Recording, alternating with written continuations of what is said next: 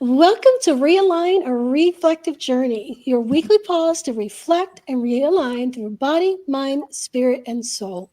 I'm Michaela, the Mind Body Connection Specialist, and this week we're stepping into our creative center. Joining me today is Marian Egan, intuitive artist and founder of Heart Art Magic, who brings 30 plus years of experience helping others awaken their inner truth through creative exploration. Together, we'll be exploring how creative expression can unlock clarity and soften the stuck places we often don't even realize are asking to shift. Welcome, Marianne. I'm happy to have you here again today. Thank you, Michaela. Thank you for asking me. It's lovely to be here with you. Awesome, awesome. So, as usual, when we have our little discussions, I always ask you, do you have a card that you would like to share with us today? Oh, yes, I have. I always have my cards here. Let me just pull a card and see what comes up. Okay, so this is the one that has come up, Feeding for Fulfillment. Mm. And it says, make your inner speech match your fulfilled desire. Your journey through life can be your inspiration to build up your self-esteem, and everything that you've been through has had a purpose. So use your past experience to fulfill your present, and living in the present moment is the best gift that you can give yourself. And the frequency number is 4572232. So feeding for fulfillment. Awesome. 457. Yeah. Yeah, Two. yeah, I love that.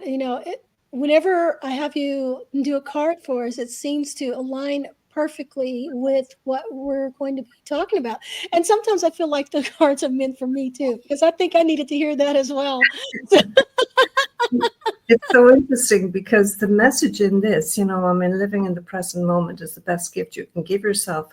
It reminds me of yesterday. I was doing a clearing and a healing for somebody who's doing exams the next weekend, and she just was so stressed out about it, And when I did my cards with her, it was about living in the moment, And the cards I pulled for her were just so spot on. Like the first one was focused, the second one was harnessing your energy, and the third one was vibrational alignment. So again, with alignment, here we go again. It comes into play.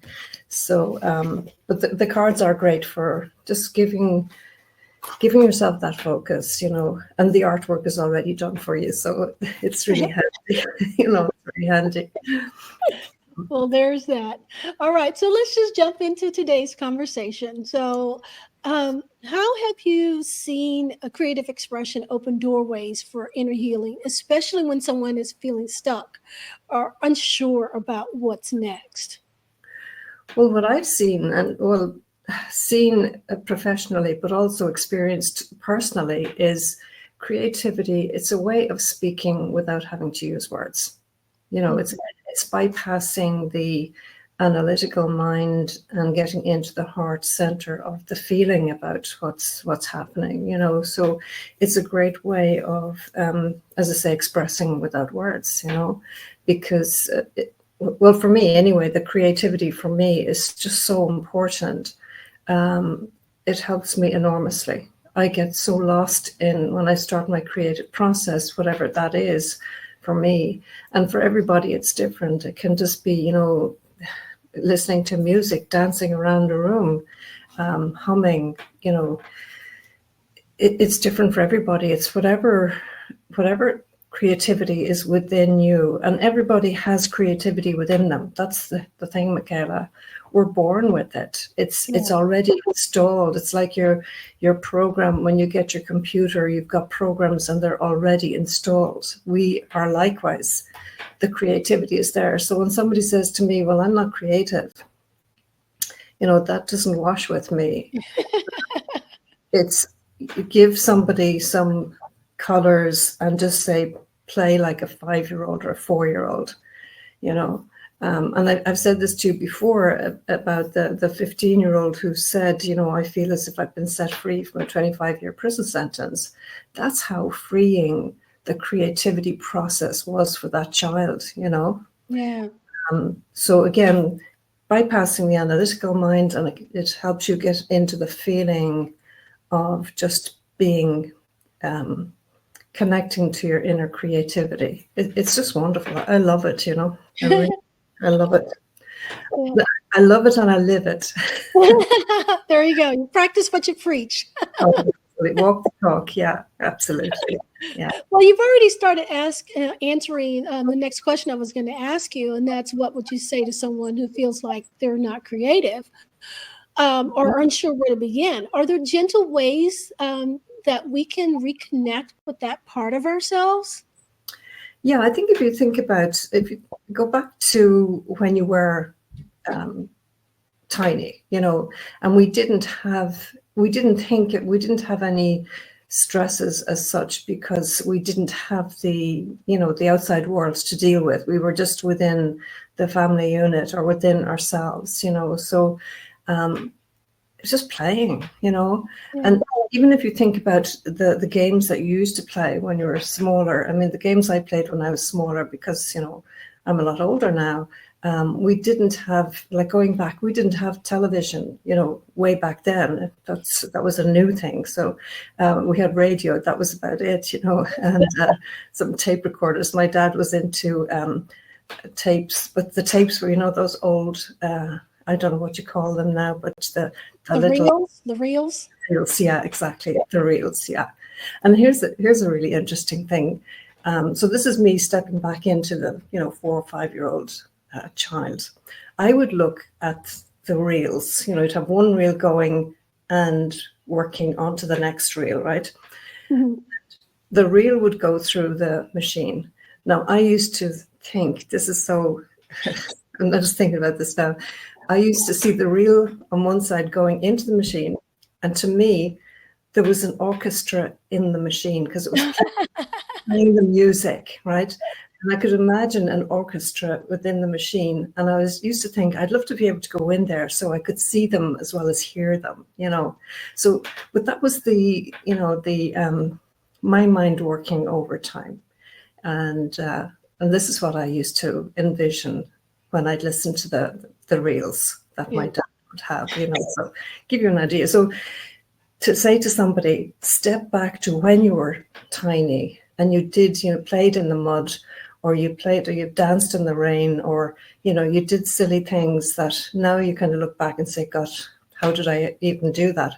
But we'd no inhibitions as children. We weren't conditioned to, you know, until you were told, don't do that. That's not, you don't, you know, stamp in puddles and make muddy messes and all that sort of thing. You know, so go back to the childlike essence within you and see what wants to come back out, you know. I just love it when I start my creative process. I get lost in it, and it really helps me. Yeah. I love that. I love that, thinking about what you would have done as a little child.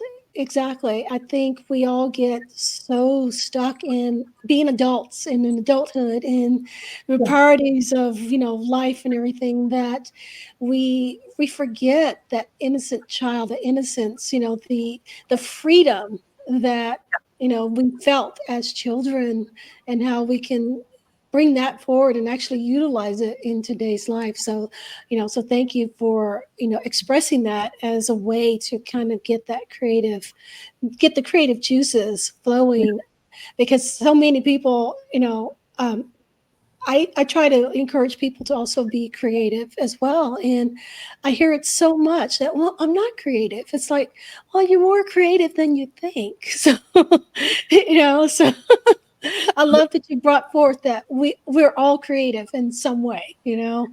Well, if you think about it, you know, our body, we're sitting here talking now, and our body knows what to do. Our heart is pumping blood around our system. We're taking in air. That's creativity. Just living is creation. You know, we're creative beings, you know. But if you think about like the child within you, do you remember that game? We called it hopscotch, where, you know, you'd chalk out these little 1, 2, 3, 4, 5, 6, 7, 8, whatever, and then you would throw it. What we used was a an old polished tin. What used to have polish, we'd fill it with sand, and then we'd throw that in and we'd play hopscotch. So, just little things like that. Remind yourself what you used to do as a child and what floated your boat back then. And then just let the child within you come out and play. Awesome. Well, there you have it. So, your creative center is not about perfection, is not about knowing what to do. It's about permission. When you allow yourself to express freely without judgment, you give your inner world space to breathe, move, and realign.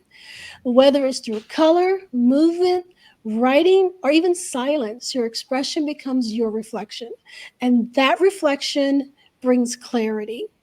So, thank you for joining us for week 2 of Realign, a reflective journey. If something stirred within you today, explore it further in this week's free workbook designed to help you reconnect with your own creative center, or check out some of Marianne's paintings, on her YouTube channel.